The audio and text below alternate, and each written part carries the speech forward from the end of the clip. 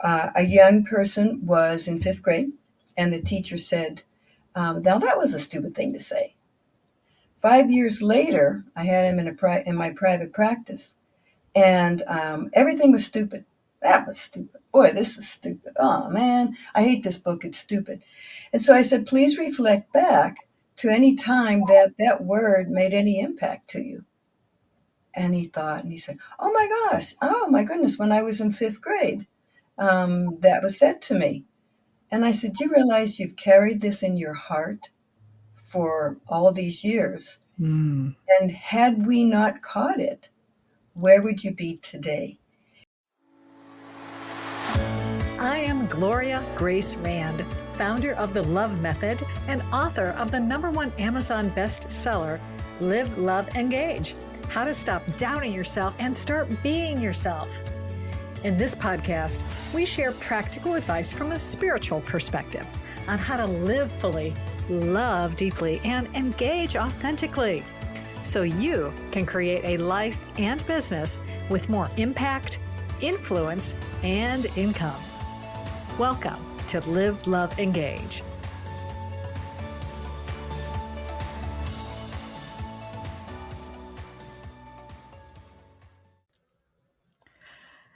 Namaste. Have you ever wondered why some conversations leave you energized while others drain your spirit completely? Well, today we are diving into the incredible power of connection that can actually transform your business relationships and personal relationships, and maybe even in the process bring some more abundance into your life. But first, I do want to welcome you to Live, Love, Engage. If this is your first time joining us, I am Gloria Grace, founder of Align to Shine Academy, and I empower women over 50 to step into their highest potential with clarity and confidence. And joining us in just a moment is Dr. Dianne Olvera, and she is an amazing lady. She's an educator, an author, an expert in empowered education, whose work was shaped by years of living in Argentina and Mexico during political and economic instability. And she's got a book called The Power of Connection: Understanding Individual Differences to Uplift and Empower. And it combines over 4 decades of personal experience with scholarly insight, providing practical tools for fostering more meaningful and effective relationships. And I know we can all use some of that. So without further ado, I'm going to bring her up and welcome you officially to Live, Love, Engage. Oh, good grief. I cannot hear you all of a sudden. That is strange. What? There. Oh, there we go. Thank you. It's a pleasure to be here. Well, I am happy to have you here. And just going over some of your bio, you certainly led an interesting life. And I'm curious to know what actually first sparked your interest in really studying the power of connection and communication. Well, I moved to Argentina. I married an Argentine. I was a stewardess with TWA. And that marriage didn't work out. But I stayed because we had a son. And then as I was also teaching at the American school. And I met this lovely man who was a diplomat, and we both became diplomats for the American Embassy. And I had an opportunity to meet people in very high places uh, that were sometimes very controversial. And I just couldn't understand how, on one side, they could be doing very devious acts, and on the other side, they could be speaking to me, and I could be completely blown over by how wonderful they were. So when we completed our work, I also needed to use a lot of my new strategies with these people, because sometimes you did have some controversial issues that needed to be discussed. And the only way that we could do that would be to be very honest and open with each other. And there were times that you had to uh, really maintain your integrity. So after we left Argentina, then we went to Mexico and became diplomats there. And they were having an economic crisis. And so when you're a diplomat, you meet people from all over the world. And that's how, I don't know if you've seen, on Netflix, The Diplomat, but it's a way that we can create companionship and friendship across lines, and Mm. sometimes we may need each other in the future. So there again, that involved a lot of important conversations that sometimes could be very volatile. So when I got back to the States, I came from a family where they were very strict and we weren't allowed to talk. I got soap behind my front teeth if I answered back. I got the belt, I got the whip. So I finally said, there's got to be a way that we can learn to connect with anyone and be able to do justice and empower them and help these people be able to feel that they are worthy of our interactions. And so I spent the next 12 years in graduate school. I got a couple doctorates in bilingual special education and cultural differences. And I used much of my time after graduation to teaching college students, but then I also had a private practice. And that's where I developed my strategies on how anyone from the most neurodiverse to the most gifted, to the youngest, let's say 2 years old, up to my age and more, how we could learn to talk with each other. It literally improved my marriage. My husband and I had a child. He was in middle school, and it improved our relationship with him. He is now an adult, and he uses it all the time in his work, with his family. It's very powerful. And what he said to me the other day is, Mom, this is very subtle.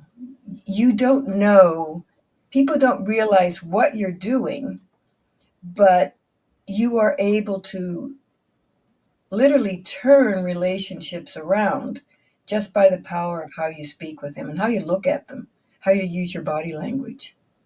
Wow. That's a really good thing to have. And I tell you, it's so important. Seems like even more these days where we've got so many, uh, we're so caught up in differences Yeah. and not listening to one another and not just wanting to, everybody wants to be heard. We all want to be seen and want to be heard, but we don't necessarily then want to extend that to the other person because they feel the same way, and we can't be able to have a good communication if we're not willing to listen and let them be seen and heard as well. Yes. I want to get into your strategies in a moment, but I wonder if you could share with us first, maybe a story about a time when effective communication really transformed a challenging situation. Oh my, there have been so many. One time as a diplomat, I was taken aside by someone, and they're always testing you to see if how vulnerable you are to receive and to provide information. And I was very uncomfortable. And so as this person spoke with me, I lowered my eyes.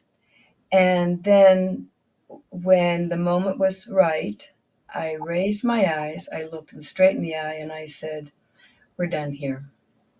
And I walked away. And I realized after going to graduate school that our eyes have power. And so I mean, I use it all the time. I use it in my graduate classes. It was funny because one day I was teaching a law class, and one of my students was providing some very interesting information. And I, was listening to him, and then I looked him straight in the eye and I said, "Tell me more." And he just apologized. "I am so sorry." And I said, "Why are you sorry?" "I want to know more." But then I posed it to my students and I said, "Why are you fearful to really stand up to me and to define self?" Well, fast forward, we are now finding in the university that our students do not have self-awareness. We're finding this in the workplace, that people are coming into the workplace requesting jobs, but when you ask them to just tell me about yourself, they can't. I did that in the graduates class. And I said, "Don't tell me your name, don't tell me your background, just tell me who you are." Hmm. No one could do it, not one person. Wow. Well, let's let's stick with this topic because this is intriguing to me. So why is it, number one, why is it so important to have that self-awareness, and why do you think so many, younger people are unable to do it? And it actually, I think, has started because we're really good parents and we really want our children to do well. So when we are at home as a parent, what do? We tell them what to do. And when they don't do it, we remind them what they were supposed to do. And then even when they do it, what do? we, we tell them why we reminded them what they had to do. So who's doing all the talking? Mm, You see? So interesting. when I started doing this, and I tell you from 2 years old on, because before that, the brain hasn't completed its neuro closure. And so um, I just start with questions. Um, what color is this block? What color is this block? There's a blue box there. Where would you put the blue peg, or the blue block? And they'll say, "Oh, in the blue box." Great. How did that make you feel? Happy. What does happy mean to you? And it really starts making them think about self. Now, you keep doing this, and you don't have to always start at 2 years old. You can start at 45 or 50 or 80. Um, but you start working with people that way. What we found is when a person is able to define self, they then start to hear themselves become aware of their attributes and even their deficits. And then this builds the confidence because you know who you are. Like, I mean, I can say, yeah, I may be really good at this, but I'm not really good at maybe decorating or cooking. But that's okay because I have an attribute that I feel good about. And so we can then open our conversations. So self awareness provides self esteem, which then becomes self uh, uh, the ability to become leaders.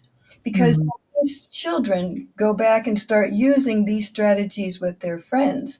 Their friends start seeing them pull them up, not themselves, but they pull others up. Now we have leaders, and those mm, leaders go on to become very, very popular, not mm, because they are anything better than the person beside them, but mm. because now they have a sense of self. I love that. And it's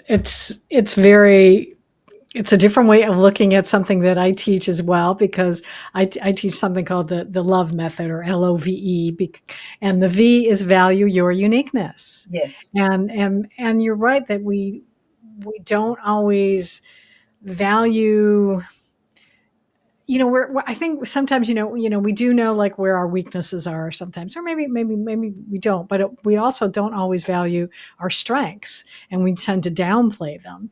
And but our strength is somebody else's weakness. And Mhm. so we need to be able to, own that, because then somebody else will be like, "Oh, I'm so glad that you know how to do that because I don't." And that's how, as especially as entrepreneurs, that's how we can help other people, by really saying, "Yeah, this is what I do and this is how I can help you." So I love that.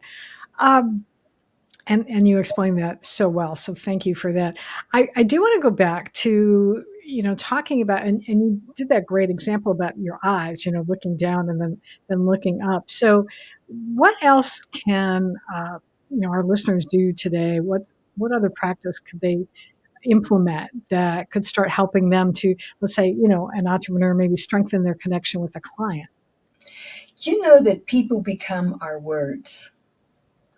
Mm. I'm going to give you a negative and I'll give you a positive.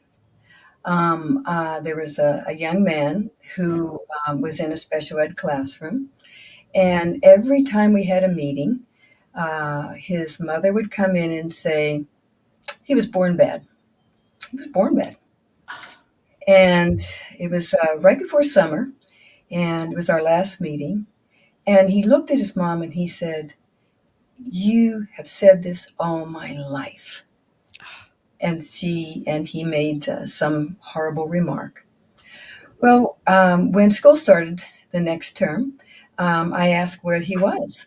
And the principal said, "Oh, he took a woman to the desert, killed her, and is now in jail." And I'll tell you, even more subtle, a young person was in fifth grade, and the teacher said, "Now that was a stupid thing to say." 5 years later, I had him in my private practice, and everything was stupid. That was stupid. Boy, this is stupid. Oh man, I hate this book. It's stupid. And so I said, please reflect back to any time that that word made any impact to you. And he thought, and he said, "Oh my gosh, oh my goodness, when I was in fifth grade, that was said to me." And I said, "Do you realize you've carried this in your heart for all these years? Mm. And had we not caught it, where would you be today?" He Yeah. is now a businessman, family, wonderful kids, and all because we caught the power of words. So if Mm. you're an entrepreneur, you can use your words to completely turn relationships around. And it's very subtle. My husband died in 2020 of cancer, and I live in an over 55 neighborhood. And I went to a grief meeting. And in the grief meeting, I met this man who had a similar background to mine. And his wife died 2 months after my husband. Now, his wife was very short, so his physical posture was always like this, which made him look older, but also his breathing and everything. So he said to me, "Hey, would you do me a favor? Every time you see me bent over, would you please tell me?" So I did. And he would walk away. He'd go into another room. He felt devastated. So then I tried my way, and I just every time I saw him standing straight, I'd say, "Well, aren't you tall? I didn't know you were this tall. Isn't this lovely?" And he started to become my words. When we would walk down the hallway, people would go, "Dude, have you grown?" So they reinforced just what I was trying to help him do. Mm. I love that. That's great examples, and it's so, I mean, sad about the other ones, but yeah, living up to, or living down to, I should say, sometimes those the words that we hear, and and we do really create stories that we sort of live into. And I know I think I've even shared on the podcast before that I had an experience when I was in second grade where I was laughed at, and for trying to show affection to someone. He told on me during show and tell, and so I carried that, with me. And I think what I made it mean was, be careful who you really are close to, because it could, bite you. And it took finally doing some work and doing, with someone at and an experience where I realized maybe I like misinterpreted, maybe, yeah, the class reacted that way, but maybe that wasn't what he had intended. He might have been actually bragging about it, but I just, took the, because I didn't have very good self-esteem at the time anyway, as a little kid growing up in a kind of tense household. So yeah, it's so important to If use your that words. happened today and you were the mother of a child that happened to, you know what you could have said is, I'm so lucky to have a daughter who is so kind and emotional with people. That's Mm, an attribute. yeah, And maybe at yeah, this age, you're going to feel that it's not really appreciated, mhm, but people need empathy, and you're empathetic. yeah, So blessed to have you as a daughter. mm, See my words? And mhm, that you start to become those words. And you can use those words to defend yourself the next day. You mm. know what, guys? I'm empathetic. I'm empathetic. I don't care what you have to say. Yeah. Oh, goodness. I'm gonna ask you about this, and I know even though our audience is entrepreneurs, but they may also be parents of possibly even, like, teenagers right now, and I know that we are living in a time where I was bullied when I was in Me, middle school. yeah, I was Fat Foster. Well, yeah, and I was, I grew up in Michigan, and so they would, I would wear a hat in the wintertime, and they'd love to like snatch the hat off my head and start tossing it around, and I would get so frustrated and I'd go, and even when I was younger, I think I had an older brother and sister, and they kind of called me a crybaby. And because I would come home crying because somebody was picking on me. Yeah. And I'm just even having an interesting flash now to again about the power of words, because I was actually in an interview earlier today where I was the guest on someone else's podcast, and uh, I was retelling a story of how when I was working with a coach and I started crying, and I was like, oh, I started apologizing, and I'm sorry, I shouldn't be crying, and he's like, no, no, go ahead and cry. Well, now I'm also thinking back, because I was called a crybaby Hmm. as a kid. And I know my brothers and sister didn't, really mean to, hurt me with that. They were trying to toughen me up, Yeah. but it also made me feel uncomfortable about crying. Hmm. Long story short, what would you tell parents today about how to help their kids who are being bullied, like on the internet and things like that? Because it's so bad, and we're having so many teens commit suicide and things like that. So, what one or two strategies maybe would you offer that they could help them out? Well, first of all, it's helping them become aware of who they are. Mm, Who is self? Who am I? And what are my attributes? Carrie Strug, when she was 5 years old, came into my room and said, "Hey, I'm going to the Olympics one day." And I said, "Thank God, because you bounce all over the classroom." And I'm so glad because your mommy finally took my advice and go become yeah, go into gymnastics. So if you start at home quietly picking up on little nuances. As the entrepreneurs, if I wanted to sell a product to another person, I would find out what are that person's strengths and weaknesses just by chatting with them. And then use the power of your words to pick that person up, to let them know that you need my product because my product will literally turn you around in whatever endeavor that you're looking at. But as for teenagers, um, that's where we start to talk about if it's a visual, then it might be a way to use their eyes.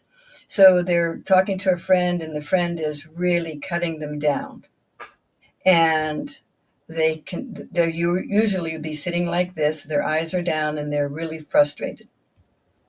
Then they look straight at the camera. They look straight at this person, and they say, "Was that comfortable for you? What was your goal?" ooh, And what do they say? They don't know what to say. right, yeah. If you really knew me, and if you really knew what you wanted from our friendship, would you have done? Now, I don't say don't do that because that becomes our parents. Yeah. Turn it around. Would you have continued to do that? Hmm. Oh no, I'm sorry. I really want to be your friend. It's just that sometimes you really get on my nerves. Okay. So how could you do that so that I can learn from you and we Mm. can be comfortable? Yeah. And then it completely turns relationships. I Wow. use it all the time. You know, even when you're shopping or when you're in a confrontation with your with friends. You know, how would you change this? What would we do differently? And you know, if you don't have self-awareness, it's really hard. And you actually take it more to heart than maybe we would at our age. And so just looking at them, not getting angry, just using your eyes to show that you, when you look at somebody, they feel felt. Mm. And even when you're like shopping somewhere and I'm ready to leave the shopping area, I look straight at the person that checked me out. And I say, hey, thanks a lot. You look a little tired today. And my goodness, I mean, I'll have a 15-minute conversation that I didn't even expect to have just because they felt. Mm. Yeah. I love So that. I'm sorry. So No, go ahead. yeah, I'm sorry if is that okay if I go on? Yeah. Oh, yes. Yes, please. As parents, we do this away from the mic. We do it away from any of these video experiences. We start with the little things. You know, hey, thanks for picking your shoes up. You're getting more mature, thanks. That's it. You don't go into, well, this is what you should have done, and I'm so glad you did it. Kids hate it. Kids also hate the fact that you do everything for them. I, I was shocked, but this is something I've had over 40 years of talking with kids. And they want to be heard, they want to be known, and they want to have a part in your life. When they are not asked to do things and required, expected, then they feel that you don't love them. But when you start to, and if you're going to make, and this would be if you're an entrepreneur and you have a group of people working with you, this is another thing that I find in the workplace. If you're going to be making rules, rules, in the office, then please do it with everyone that would be involved in that room. These are, and you can talk about them. These are the things that we need to do. And what would be the repercussions if somebody doesn't do it?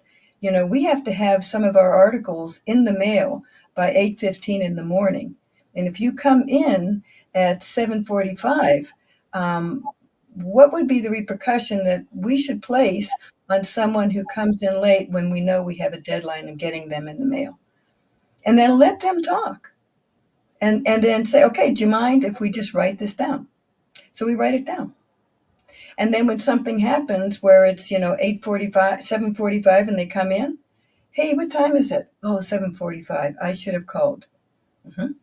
So what's the repercussion? And whatever you all have decided, and you say, okay, so you know what the repercussion is. So, okay, now I hope do you want us to remind you or are you going to be okay with doing it yourself? No, I'll do it myself. Thank you. When they do it, you don't make a big scene. You just say, hey, thanks for coming on board. Thanks for being part of the team again. I really appreciate that. Mm. Then you have a relationship that is comfortable because you're respected. Hmm. Yeah. And I will say that, well, let me ask you this though, because I'm just knowing how I grew up and versus being an employee and then also being a business owner and being able and having to work with, I have had assistants in the past and having to figure out what's the best way to be able to navigate that relationship and making sure that they know what I expect from them and what I expect. and then they know what to expect from me, as you're going here. But I was struck by when you're talking about how, kids do want to be told what to do. But I think there's also, though, a line where sometimes there's too much, like, because I loved my mom. She was a wonderful lady, but I also felt like a lot of times that I was the parent in that relationship Mhm. instead, where I had to do a lot of the stuff. Yeah. And then, had some resentment that built over the years, that had to, I know now why, and I've forgiven her, and some of the stuff actually served me later, but in the moment it was very frustrating, where it was like, I have to be, the cook and the cleaner, and everything, and it was, felt put upon. So how do you kind of balance that?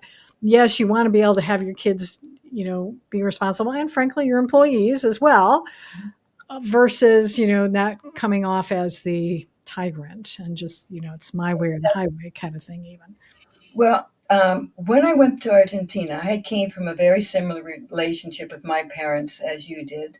I was shocked because people were hugging me. I wasn't accustomed to being touched like that. And people would tell me to my face what they thought about me, what I was wearing, how I came across as the ugly American. Um, at first, as probably you would have felt, I was so I wanted to run and go home. And then I thought, they care. They want me to become part of them and to not get bullied or have people say things to me. So they will tell me to my face what they feel, what they think, and I could do the same to them. And I call it open conversation. And in order to find, if you really wanted to see this, look for Latino Netflix, and put them on in English, obviously, and you will see how often they make eye contact, how often they will maybe touch your shoulder or touch each other, and more than anything, how they use their open conversations. So, yes, if I had a business and my employee came up to me and said something that he felt about the new rule, um, I would have looked at him and said, "Gee, I wish you had said that in the meeting when all of us were present. But I appreciate that, and I will bring it up in the next meeting so we can all determine if this new change that you've suggested is really going to benefit everyone." So it's open conversation. And sometimes you're not going to like what you hear, but you're going to know in front of your face what's really being said behind your back. And I would rather be able to have everyone around me be open and honest and hear my mistakes and my stupidities to my face, Mm. and not saying it to each other in a demeaning way. That's the other issue. We start out kidding each other. "Oh, Mary, that was so stupid." And then, Mm. "Oh, yeah, every time we go to lunch, his pockets are so deep he can't seem to find his wallet." And then everybody laughs. So what do? Mm. We take the speech pattern and we carry it on. That's how marriages now are ending at 65. Mhm.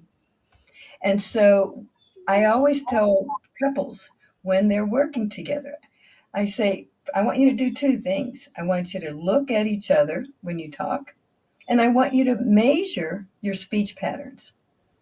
So I had Mm. a couple that came in and they were ready for divorce. Mm. And when they spoke, each one looked straight ahead. Well, the man kept looking at the door. I think he wanted to run away. uh, and they wouldn't look at each other. And then when they did say something, it was that negative speech pattern. Yep, you're always Mm. doing that. See the way she's going on and on and on. And so I pointed it out. they hadn't even realized what they were doing. Yeah. A week later, they came in, they sat on the couch, we discussed things, and the guy said sex was awesome. And I said, well, I don't think we talked about that. Yeah. And she said, best ever. Were we together last week? I love that. And they said, no. When we realized how we were talking to each other and we started making eye contact, we realized that there was still a spark Mm. and we're not getting a divorce. Well, that's wonderful. Yeah. The other, can I bring up one that if you want to talk about problems within the workplace? Yeah. Are you familiar with like generalists and specialists? Yeah. I think, yeah, or at least well, let's just say even in medicine, there's someone, a generalist is someone who can handle all types of different issues, whereas a specialist, focuses in on one thing. And I know even entrepreneurs, a lot of times we're taught to niche down or whatever, and focus in on one area or one type of person, to be that specialist in that thing, as opposed to someone who can just help everybody. So is that's kind of what you're getting Well, at a little it bit. from a little bit of a different way. Okay. All right. Cool. A generalist, and this is really great in the office, a generalist is a person who likes the bottom line. When you go into so many details, you start seeing the eyes rolling and looking at their phone. That's a generalist.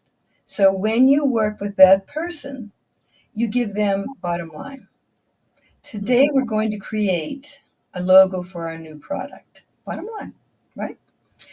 But then you have that other person who you think they just want a lot of attention.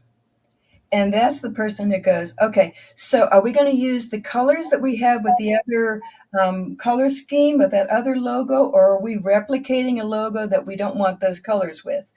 And then how big do you want it? Do you want it the same size? So detail, detail, detail, detail. And they can't move on with their work until all those details are defined. Otherwise, they're going to keep coming back to you at your desk or wherever you're at, asking more details. So that's a specialist. Mm. So, That's interesting. and we actually did this with teachers. When a teacher first came into teacher training, we would look at how do people process information. Mm.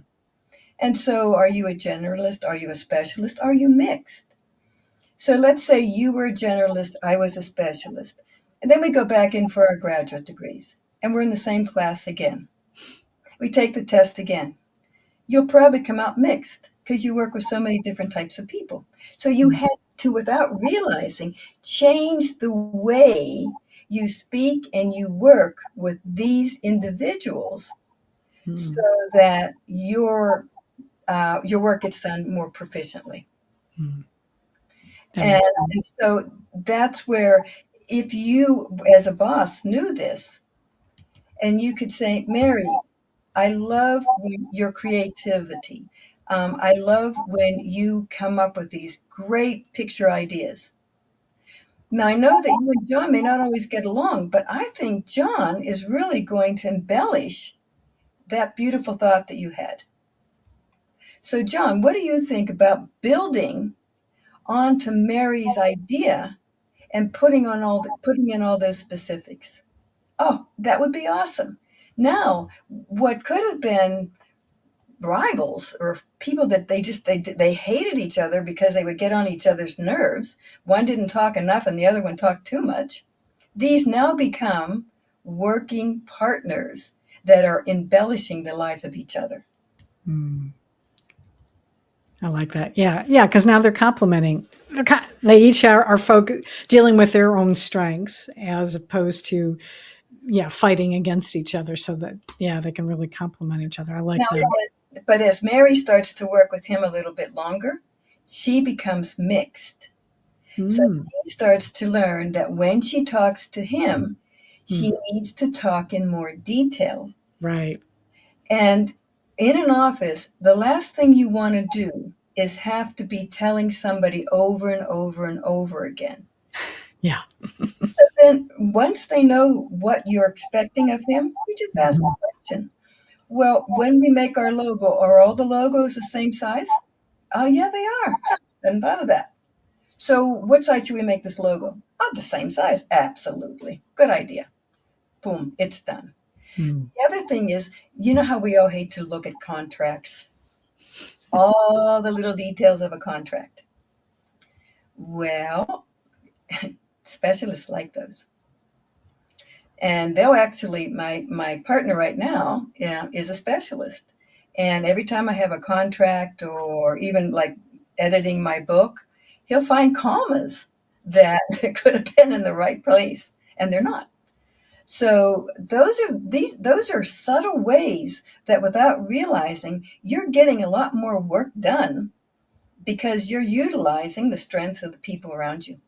Mm. Yeah. And that's so important. And I love that. So I want to ask you, because I know in just in doing some of the research and you're sharing with me a little bit about some of your processes. And I know one of the things you mentioned was you talked about empathy.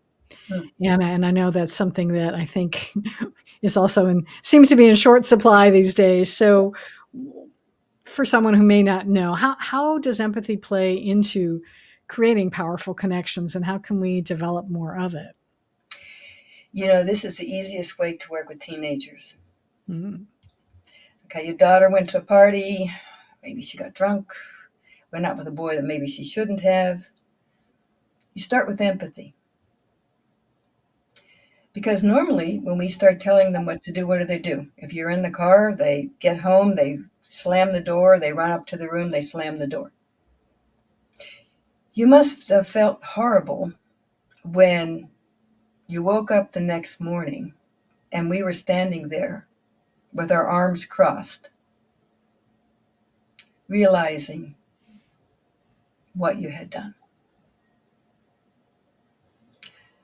How would you like to discuss this? I don't want to talk about it. I don't. This is ridiculous. You're stupid. You're stupid. I know. I probably, in your mind, look like I'm really stupid because you want me off your back. But what can we learn from this? What could be, what, if you were to do this again, or if you were telling your best friend, if you were giving her advice, what could you do differently? What would you tell her that she could do?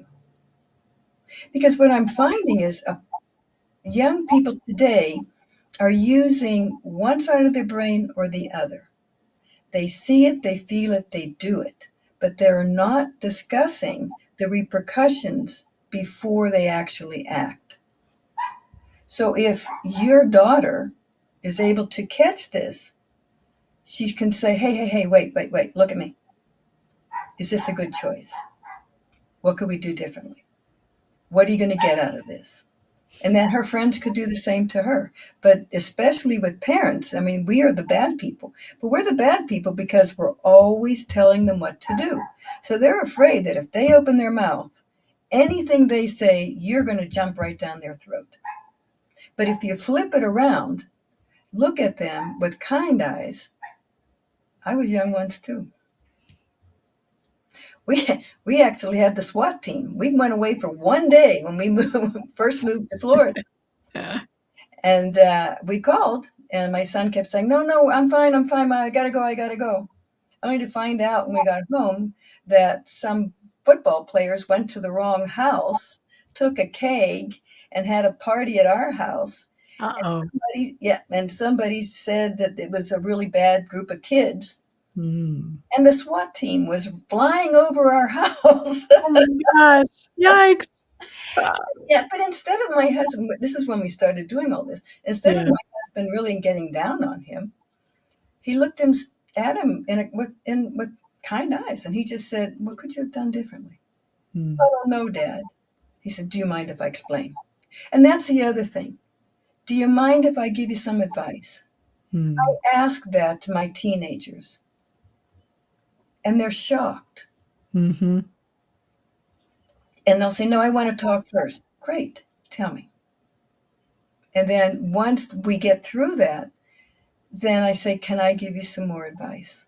Can Mhm. I stop you here and add something? They feel so respected that then they start doing that with you because Mhm.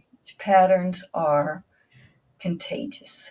Yeah, absolutely. Yeah, and it really does make a difference, and I'm very grateful that my kids actually do ask me for advice now, and or ask me how to do something. They're not afraid to you know they could just go to Google and figure it out, but it's like even if it's just about a recipe or something, it's like it's fine. It's nice to feel needed, especially now that they're adults, that they still want to have a conversation, and they don't mind having a conversation with mom. So I don't know that I did everything the way you were talking about when they were younger, but I do feel that I know I did it differently than my mom did most of the time, probably 80% of the time, because I knew the way I was treated, and I didn't want to have them feel the same way that I felt growing up. And But from a brain perspective, children's brains don't um, finish that's myelination. The true. frontal lobe doesn't finish until 18 to sometimes 30. Right.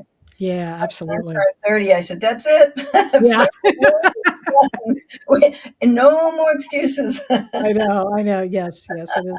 I know. It's so great when they can start being fully human, and Yeah. you can have conversations with them and not have that The other thing issue. is two things that would really help, I think, in the office, if you don't mind if I can add, Yeah, yeah, yeah. Please.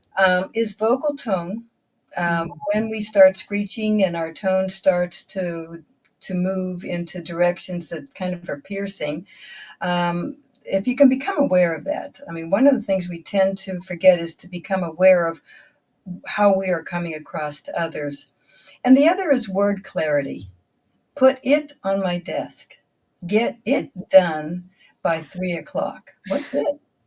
Redefine your pronouns, because when pronouns are defined, life becomes more comfortable and you work less. hmm Oh yes, I've had that um, with a significant other in my life, that they would say something. I'm like, I'm not a mind reader. Could you be a little bit more specific, please? Yeah, 'Cause yeah, I'm not totally clear on what it is exactly that you're talking about, because we tend to assume sometimes, and my mother instructed me on that you don't want to assume. yes, yes, And I'll yes, let you fill in the rest if you figure out how to spell the word assume. You know what she's talking about. yeah. Ah, goodness, yeah. He's a lovely guy, but it's like, spell it out. And that's your speech pattern. Yeah, yeah. I just realized that it's your speech pattern that is getting me confused. Mhm. So, Mm, can you fill it out as if, like an online professor, that's the first thing you learn. If mm. you are not verbally explicit, Yeah, that's they true. they blame you. And if you're an entrepreneur and you're writing emails to your staff and you are Mhm. not verbally explicit, and everyone comes up with things differently, it's your fault. Yeah, yeah, you really do have to be careful, and in this, day and age of texting, and then using, short, abbreviations. And it's like, and then I saw something the other day, and I was like, it took me a little bit to try to figure out what the heck it meant, and then I think I got 3 out of the 4 letters that I'm like, "Okay, I think that's what it is," but I'm not sure. I'm still not sure what that first one was. You know, So, if you're an entrepreneur, the best thing, if I could suggest, and that's yeah. free, download Grammarly. It'll even Oh, yeah. text, Mm, and even if I'm just writing to my son, yeah. it will fix my grammar and fix my text, and it just makes you feel like whenever I push that button, I don't look like a fool. I mean, it's something foolish, but at least Grammarly, I'm fine. I love that. I love that. Oh my goodness. Time is just frittering away. Yeah, flittering. Both works. Both words work. But I really am enjoying this conversation, and I'm gonna ask you one last thing, because especially because you're a researcher, so I bet you'll love this question, because I like to ask my guests. What are you curious about right now? I am curious about how our society is going to attain and maintain itself if our children and young adults are not self-aware. Mm. Because when you become self-aware, you become self-sufficient. When you're self-sufficient, you start to have self-esteem, and self-esteem produces leadership.